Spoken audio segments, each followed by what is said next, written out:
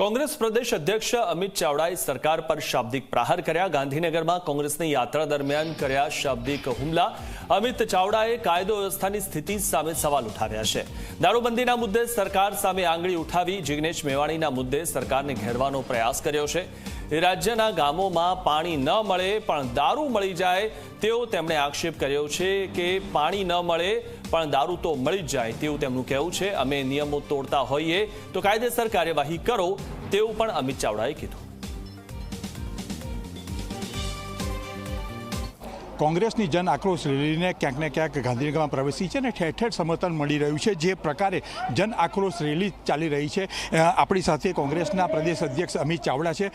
अमित भाई, जे प्रकारे कांग्रेस जन आक्रोश रेली करी रही है अने बीजी तरफ सरकार चिंतन शिबिर करी रही है, चिंतन शिबिर माटे पहली प्रतिक्रिया शुं? चिंतन शिबिरना नाटको आपणे छेल्ला કેટલાય વર્ષોથી જોઈએ। 30 વર્ષના શાસન પછી પણ ગુજરાતમાં ખેડૂતોને આત્મહત્યા કરવી પડે। 30 વર્ષના શાસન પછી પણ ગુજરાતના યુવાનો મોંઘું શિક્ષણ લીધા પછી કાયમી રોજગાર ના મળતો હોય, ફિક્સ પગાર કોન્ટ્રાક્ટના આઉટસોર્સિંગના નામે એનું શોષણ થતું હોય, દારૂબંધીનો કાયદો હોવા છતાં પણ છડે ચોક ગામની ગલીથી લઈને ગાંધીનગર પાટનગર સુધી દારૂની રેલમછેલ હોય, યુવાનો બરબાદ થઈ રહ્યા હોય, બહેન દીકરીઓ વિધવા થઈ રહી હોય।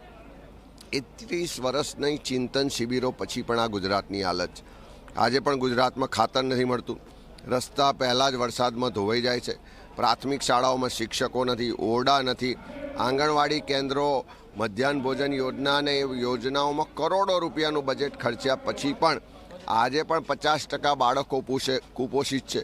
આ બધું જ હોવા છતાં દર વર્ષે ચિંતન શિબિરના નાટક થાય છે।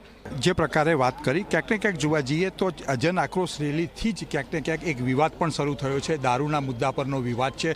નાયબ મુખ્યમંત્રીથી જિગ્નેશ મેવાણી સામે આવ્યા પછી તમે પણ એમાં ઝંપલાવ્યું છે। આ રાજકીય વિવાદ છે કે ગ્રાઉન્ડનો વિવાદ છે? 21 તારીખે જ્યારે જન આક્રોશ યાત્રાની શરૂઆત ઢીમાથી થઈ, યાત્રાની શરૂઆત પછી પહેલું જ ગામ જ્યાં આવ્યું ત્યાં 100-200 બહેનોએ આવીને અમારી જે સભા હતી એમાં રજૂઆત કરી। એમાં હું પણ હતો, વિપક્ષના નેતા તુષારભાઈ પણ હતા, અમારા પ્રભારી મુકુલ વાસનિક, જિગ્નેશભાઈ, બધા જ આગેવાનો હતા અને બધાની હાજરીમાં રજૂઆત કરી કે અમારે ત્યાં પીવાનું પાણી નથી મળતું પણ દારૂની રેલમછેલ છે। નાની ઉંમરે અમારા દીકરાઓ દારૂની વ્યસને ચડે છે, મોતને ભેટે છે, અમારી બેન દીકરીઓ વિધવા થાય છે અને એ એમનો આક્રોશ જે પીડા હતી એ રજૂ કરી। અમારી રેલી આગળ જવાની હતી એટલે અમે જિગ્નેશભાઈને કીધું કે તમે એમની સાથે જાઓ। જિગ્નેશભાઈ એમને લઈને પોલીસ સ્ટેશન ગયા। પછીનો આખો એપિસોડ આખી દુનિયાએ જોયો। એમાં જિગ્નેશભાઈ શું ખોટું કહ્યું?